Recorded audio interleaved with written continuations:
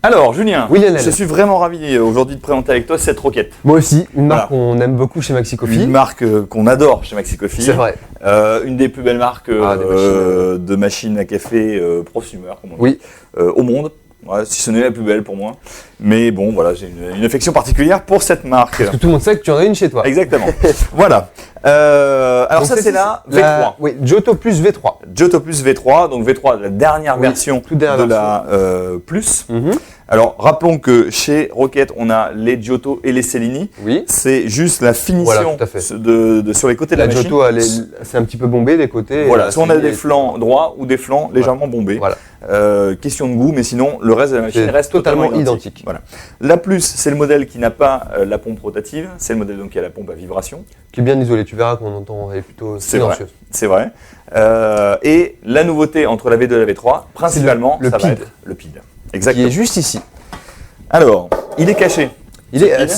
En fait, moi je trouve ça plutôt bien parce que ces pids sont utilisés partout. On voit que c'est exactement le même ici. Tout à fait. Sur la 8. Et moi je les trouve. C'est pas très joli en fait. Un moche. Voilà. Donc là, du coup, c'est caché derrière le bac et c'est plutôt une bonne idée. C'est vrai. Alors le PID. J'étais un peu sceptique. Un PID sur une machine à échangeur. Je me disais tiens.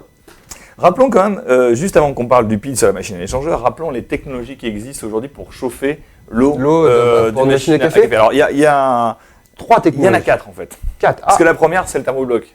Ah oui, même si on ne parle pas de thermobloc, j'ai oublié, excuse-moi. Thermobloc, en fait, c'est un serpentin chauffé avec une résistance dans lequel l'eau va passer et va être chauffée instantanément. C'est un petit peu le système des chauffe-eau instantanés qu'on va trouver dans les maisons. C'est vrai. Ensuite, on a le système chaudière. Et là, il y en a 3. Alors, on a des machines à simple chaudière comme celle-ci. Donc, c'est simplement une chaudière principale qui alimente le groupe café et qui sert aussi à la production de vapeur. Voilà, donc c'est un groupe en général qui fait entre 25 et 35 centilitres. Ça va jusqu'à 58 sur la Rocket, mais R58. N'en parlons pas, parce que c'est encore un autre système. Très grosse. Sur ces machines-là, c'est jusqu'à 35 centilitres. Ouais, on s'arrête à 35 généralement. Voilà, donc petite capacité. Oui. Et donc on a en fait. C'est géré par un thermostat. Voilà, on a juste une chaudière unique pour produire l'eau du café et de la vapeur. Donc quand on veut passer de l'eau chaude pour le café à l'eau chaude pour la vapeur, il faut monter la température. On passe de 92 à 130 degrés. Exactement. Et donc du coup, il faut attendre pour redescendre pour refaire les cafés. Voilà. Et là, c'est une machine à échangeur de chaleur. Exactement. Alors, l'échangeur de chaleur fonctionne comment ? Donc en fait, si tu veux, on a une chaudière principale qui sert uniquement à la production de vapeur et d'eau chaude, quand il y a une sortie d'eau chaude. En général, une grosse capacité, ici c'est 2 litres. Voilà, tout à fait. Et ensuite, en fait, elle est traversée par l'échangeur, donc c'est un tube tout à fait, qui prend l'eau du réservoir. L'eau passe donc à travers ce tube dans la chaudière principale et sert à alimenter le groupe café. Tout à fait. Donc l'eau de la vapeur n'est pas du tout la même que l'eau du café. Exactement. C'est un système un petit peu comme le bain-marie. Oui, c'est ça. Tout à fait. Le tuyau est réchauffé par l'eau de la chaudière. Instantanément, et donc on a de l'eau chaude qui va sortir ici. Oui, et ça permet de faire d'extraire ces cafés et de préparer la vapeur en même temps. Ça, c'est bien. Grosse différence entre ces deux systèmes-là. Voilà. Troisième système. La double chaudière. La double chaudière. C'est un peu la Rolls-Royce de la technologie. Donc, pour Rocket, c'est la R58. Très, très, très bonne machine. Hyper stable en température. C'est vrai. Des extractions juste hallucinantes. Tu as l'avantage des machines à simple chaudière qui sont généralement plus efficaces sur la partie café. Avec le côté, tu as une chaudière dédiée pour la vapeur chaude. C'est juste génial en fait. Exactement. Donc j'étais un peu sceptique, un PID sur une machine de ce style-là. Généralement, en fait, là-dessus, c'est des pressostats, donc ça gère la pression. Tout à fait. Parce que plus la pression est élevée, plus la température d'extraction sera élevée également. Tout à fait. Et je me dis, tiens, c'est quand même bizarre. Je m'attendais à avoir des températures 91, 92 comme d'habitude. Mais là, non, en fait, c'est directement la température de la chaudière principale qu'on gère. Exactement. Alors on gère quand même la pression. Oui, voilà, quand tout à fait. tu gères la température, tu gères la pression. Tout à fait. Quand tu gères la pression, tu gères la température. Ça va dans les deux sens. Exactement. Et tu vois qu'en fait, c'est très bien pensé parce que pour régler, donc c'est ici. Ouais. Sur la Tiens, approche-toi, qu'on voit un on petit peu appuie de près. simplement sur la touche Regarde, à gauche, voilà. Et ensuite, regarde, on ne peut pas dépasser une certaine valeur. En fait, 124, si je fais plus, je retourne à 116. Exactement. Indéfiniment. On peut essayer, ça, c'est juste une sécurité. En fait, on a une marge de manœuvre pour aller jouer sur la température d'extraction. Mais on va pas se mettre en danger, quoi. On va pas créer une bombe à la maison. Exactement. En fait, on reste dans la plage verte du. Je sais plus de ton côté. Cette fameuse plage qu'on va retrouver ici sur le manomètre de pression de la chaudière, où on va être entre, on va dire, un bar et un bar 4. C'est une sécurité. Qui correspond à entre 116 et 124 degrés. Et souvent, en fait, le problème avec les machines à échangeur, c'est qu'il fallait décharger de l'eau quand on l'utilisait pas souvent pour éviter de brûler la mouture. Et là, tu vois, j'ai été étonné, j'ai laissé la machine hier allumée toute la journée. Et même après 2-3 heures de chauffe, tu fais sortir de l'eau, il n'y a pas de vapeur. Donc c'est vraiment un bon point là-dessus. Allez, je vais un petit café. C'est parti. Alors là, tu as utilisé un Eureka Mignon pour faire le café. Bon, on va se dire que le Eureka Mignon, c'est un très bon moulin, ça, il n'y a rien à dire. D'ailleurs, c'est un moulin qui a été créé à la base pour gérer le décaféiné dans les bars. C'est un moulin professionnel, petit volume, qui va très très bien avec ce type de machine-là. Mais c'est vrai qu'on peut avoir encore mieux en mouture, en partant par exemple sur des moulins Mazer, sur d'autres types de moulins. Bon, la Mazer restant une des références. Mazer, Fiorenzato, enfin bon, il y a plein de moulins. Eureka aussi. Eureka fait des moulins aussi de ce type-là. Sur le Mignon, là c'est parce qu'on l'avait sous la main, mais avec ce type de machine-là, on préférera quand même prendre un moulin de type professionnel, vraiment, comme un Mazer super joli ou un Mazer mini, ou sur un Eureka gamme plus professionnelle ou sur un Fiorenzato gamme on va dire plus professionnelle. Exactement. Pourquoi ? Parce qu'en fait ici on a le top de ce qui existe en termes d'extraction domestique ou semi-pro on va dire, et c'est un peu dommage de ne pas avoir le top dans le moulin puisque le moulin est aussi important, voire plus important. Ah oui, c'est plus important même. Voilà, que la machine en elle-même. C'est vrai. Donc voilà, on fait le test aujourd'hui avec l'Eureka Mignon, mais tu vas voir que ça fonctionne très bien quand même. On précise qu'on peut avoir encore mieux. Tiens, je vais juste décharger un petit peu, mais... Je t'en prie. Hop, voilà. Donc tu vois, l'eau...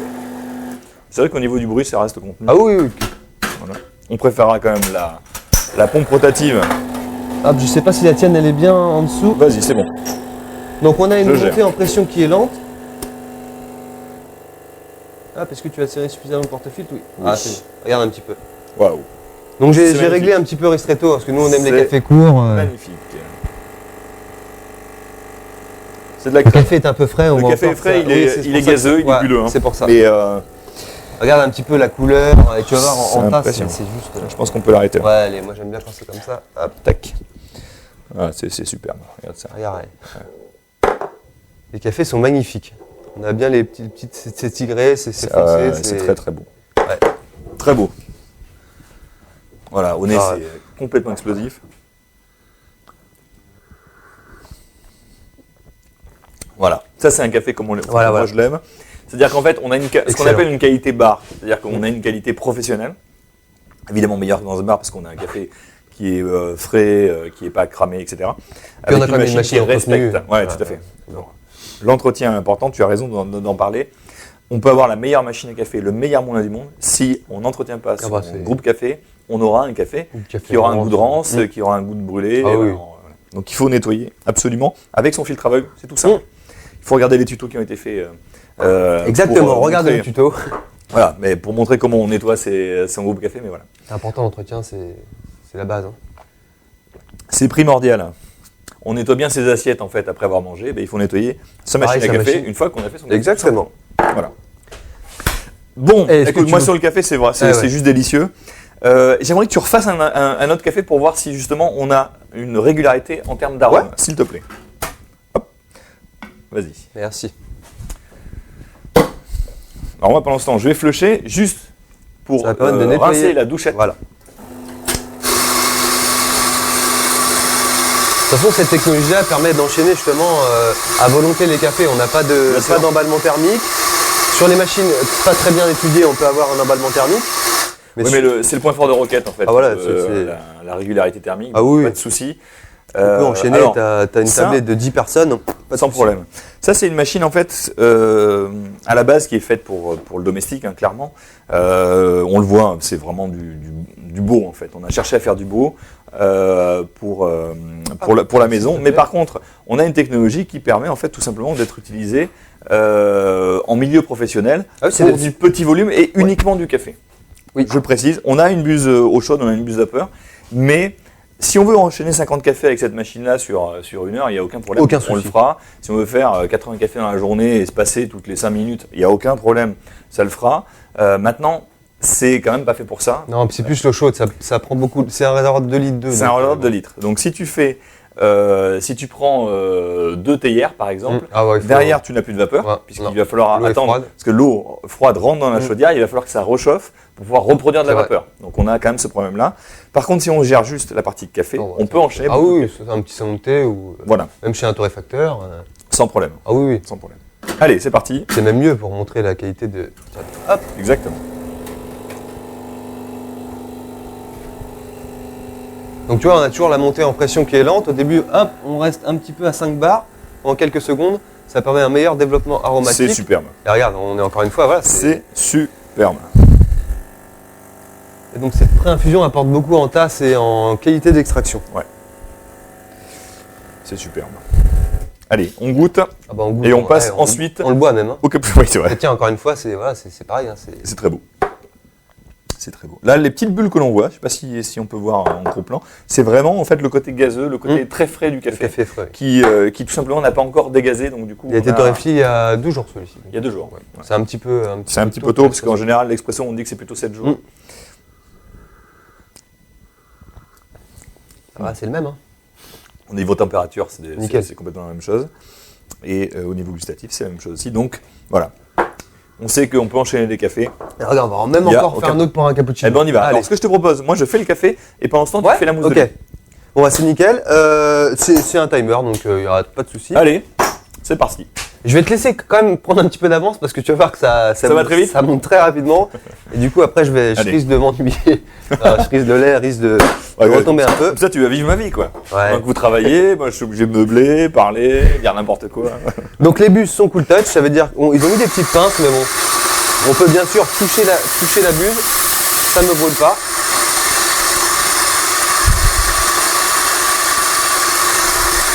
Écoute, je vais monter mon lait pendant que le café coule. Ouais. Est-ce que t'es en mode timer là ou... Ah, je crois que t'as rappuyé plusieurs fois en fait. Non. C'est pas grave. Allez, regarde. Merci de me préciser que t'es en mode timer comme ça. Non, mais je t'avais dit en fait, donc je pense que t'es resté appuyé sur la languette. T'embête pas, c'est pas grave. 40 grammes, c'est pas mal. Hein. C'est pas grave. T'es comment? T'es réglé comment d'habitude? Un petit peu moins. Ouais, de toute façon, c'est. Allez. Hop. Donc là, les gens vont se dire que je sais pas faire le café. Mais si. Plaisir. Merci, Julien. On va dire que je t'ai fait un petit piège. Allez, allez, c'est parti. Hop. Tu veux que je mette le porte-filtre? Non, t'embête pas. Non, t'embête pas. Ouais. Je vais le faire. Ouais, je prépare mon lait. Vas-y. Hop. Je gère. Hop. Je n'aurai pas une bêtise. Voilà. Ça monte très rapidement.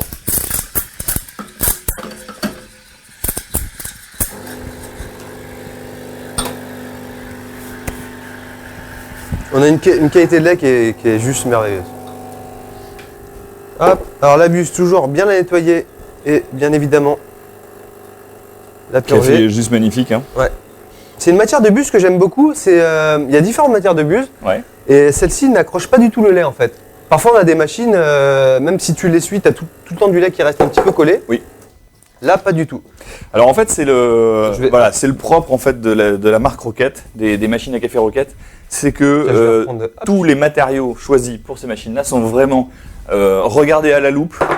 On le voit avec des petits détails comme ça. Tiens, regarde, si tu peux t'approcher, on voit sur les petites conduites comme ça, ils ont fait graver le nom de la marque, etc. Enfin voilà, ils sont allés loin dans la recherche du détail et donc forcément sur les matériaux utilisés, ils vont prendre le top du top à chaque fois. C'est pour ça que ces machines-là ont un coût quand même assez important, oui, mais ça vaut le coup et puis en plus ça dure tellement longtemps que on se trompe pas.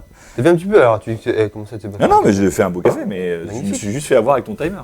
J'attendais qu'il s'arrête, mais il s'arrête pas. Non, mais tiens, regarde un petit peu la mousse, une mousse très très fine. J'ai fait exprès, regarde. Allez. On va faire un petit cappuccino. C'est parti. Hop. C'est magnifique, hein. La mousse est superbe.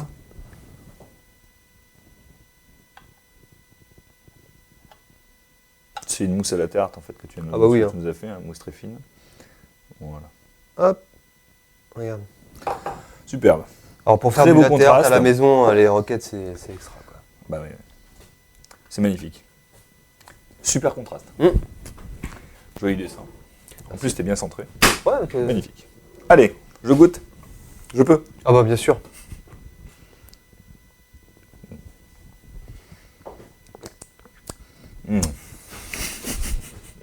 C'est juste délicieux. Ouais, je vais te laisser en fait. Tu me laisses un petit peu, c'est la dernière fois qu'on a. Je sais plus sur quelle vidéo ou. Vas-y, goûte. Non, c'est juste. Alors la température est juste parfaite. Merci. Parce que souvent c'est trop chaud ou c'est trop froid. Là, c'est juste la température parfaite. C'est hyper sucré. Le lait est délicieux. On utilise en fait. Parce qu'on a l'école à côté, on utilise le lait qui est utilisé dans l'école, c'est le lait Nutroma qui est le lait. On dirait qu'on a mis du sucre dedans, quoi. Ah ouais, c'est juste délicieux. C'est un lait qui est facile à monter aussi. Mais là, franchement, c'est délicieux. On a un hyper fine. La mousse est hyper lisse, brillante. On peut bien sûr faire des mousses plus épaisses. Moi, je voulais faire un petit dessin, donc. Bien sûr. Bon, on sait que voilà, avec Rocket. On arrivera à gérer sans problème. Parce que à la Macchiato, à la Art. On a en fait une quantité de vapeur qui est suffisante et une puissance qui est suffisante et qu'on peut régler parce que c'est un bouton. Donc on va ouvrir plus ou moins la puissance. La puissance, voilà, exactement. Bon, donc café, super. Extra, vapeur extra, buse extra, machine extra. Moi j'adore Rocket. C'est difficile en fait. 30 kilos, donc. 30, ouais. Donc, alors c'est des machines qu'on envoie en fait sur palette pour qu'elles arrivent en bon état chez le consommateur et c'est des machines en fait qui font leur poids parce qu'elles font 30 kg à vide. Or en fait on a une chaudière qui fait 2 litres, donc une fois qu'elle est pleine, boum, on rajoute encore du poids. Plus le réservoir d'eau de litre. Plus le réservoir d'eau, enfin c'est des machines qui atteignent 40 kg sans problème quand elles sont installées, qu'on peut raccorder au réservoir d'eau pour certaines machines. Donc voilà, c'est juste des machines extraordinaires qu'on aime. Évidemment, beaucoup. Et là, donc avec cette V3 et son PID, on va pouvoir donc changer la température de sa chaudière pour pouvoir ajuster. On a bien vu, il n'y a pas de vapeur, ça fonctionne très bien.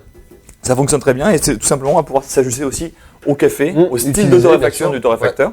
Avec des cafés, si on prend des torréfactions très claires à la nordique, on va pouvoir jouer justement sur la température pour pouvoir extraire dans de bonnes conditions. Parce qu'avec une machine qui n'a pas ces possibilités-là, on sera quand même. Il faut jouer sur les flushs, on est plus limité. Là, c'est le top. C'est facile. Merci Julien. Je t'en prie, salut. À bientôt. Alors dès comme ça, on en refait quand tu veux. Ok, ça marche. Allez, on prend rendez-vous. Salut. Salut Julien, ciao. La première chose, c'est la couleur de la crème. Il nous faut une crème qui soit plutôt noisette, brun foncé avec des reflets rouges. Comme automatique, bien sûr, confondu de l'année. Voilà, moi je suis un amateur de ristretto, tout comme toi. Et là, je crois qu'on va trouver le Saint Graal. C'est exactement. Exactement, et pour appuyer ce que tu dis.